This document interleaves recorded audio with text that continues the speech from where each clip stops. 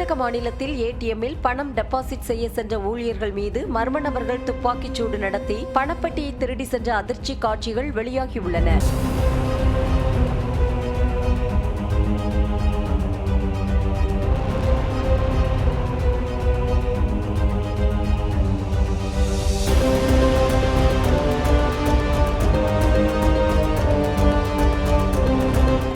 மாவட்டம் பித்தார் நகரில் அமைந்துள்ள ஏடிஎம் மையத்தில் பணம் நிரப்ப வந்த ஊழியர்கள் மீது மர்ம நபர்கள் துப்பாக்கிச்சூடு நடத்தினர். இதில் கிரி வெங்கடேஷ், சிவகுமார் ஆகிய 2 ஊழியர்கள் உயிரிழந்த நிலையில் மர்ம நபர்கள் பணப்பட்டியை எடுத்துக்கொண்டு இருசக்கர வாகனத்தில் தப்பி சென்றனர்.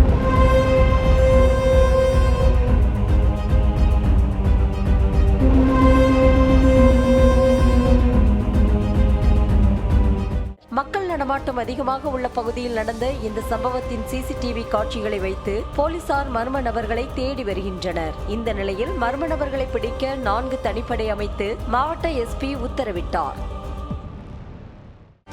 செய்திகளை உடனுக்குடனும் துல்லியமாகவும் தெரிந்து கொள்ள சப்ஸ்கிரைப் பண்ணுங்க.